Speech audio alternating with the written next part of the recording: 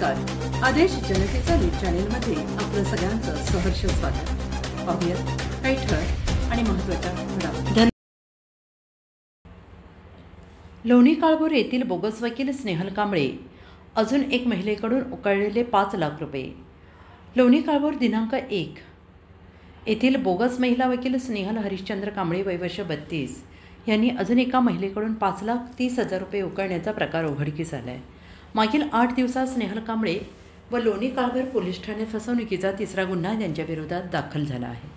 त्यामुळे त्याने केलेल्या फसवणुकीचे अजून गुन्हे उघड होण्याची दाट शक्यता निर्माण झाली आहे. यामुळे लोणी काळभोरसह परिसरात एकच खळबळ उडाली आहे. दरम्यान शेतकऱ्यांकडून खंडणी स्वीकारताना लोणी काळभोर पोलिसांनी स्नेहल कांबळेला रंगेहात पकडले होते.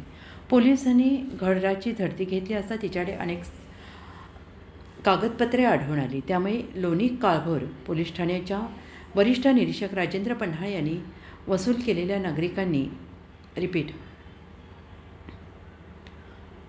त्यामुळे लोणी काळभोर पोलीस ठाण्याच्या वरिष्ठ निरीक्षक राजेंद्र पन्हाळे यांनी फसवणूक झालेल्या नागरिकांनी न घाबरता पुढे येऊन तक्रार द्यावी असे आवाहन केले होते.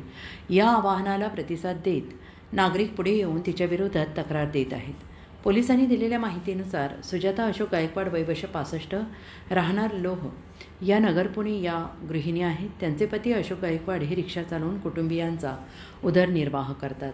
त्यांना 2 मुले असून त्यांच्या दोन्ही मुलांचा विवाह झाला आहे. फिर्यादी यांचा लहान मुलगा आणि सून यांच्यात किरकोळ कारणावरून नेहमी वादविवाद होऊ लागले आणि त्यामुळे फिर्यादी यांच्या मुलाला सुनेकडून सोडचिठ्ठी मिळवून देण्याचे आमिष स्नेहल कांबळे यांनी आमिष दाखवले. त्यानंतर आरोपी स्नेहल कांबळे यांनी फिर्यादी यांना विश्वासात घेतले आणि फिर्यादी यांच्या अज्ञानपणाचा फायदा घेऊन आर्थिक नुकसान केले. या प्रकरणी सुजाता गायकवाड यांनी लोणी काळभोर पोलीस ठाण्यात फिर्याद दिली आहे. त्यानुसार स्नेहल कांबळेवर भारतीय दंडसंहिता कलम 384, 385, 420, 416, 419 प्रमाणे गुन्हा दाखल करण्यात आला आहे. पुढील तपास लोणी काळभोर पोलीस ठाण्याचे वरिष्ठ पोलीस निरीक्षक राजेंद्र पन्हाळे यांच्या मार्गदर्शनाखाली पोलीस उपनिरीक्षक पूजा माळी करीत आहेत.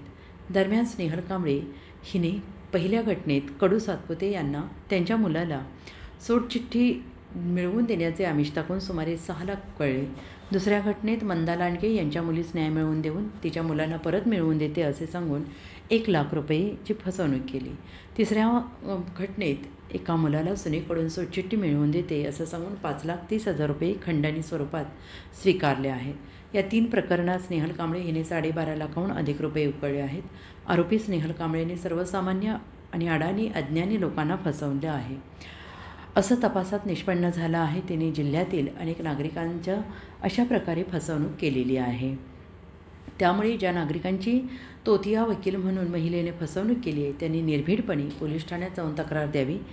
राजेंद्र पन्हाळे वरिष्ठ पोलीस निरीक्षक लोणी काळभोर यांनी असं आवाहन केलं आहे. आदेश न्यूज नेटवर्क पुणे.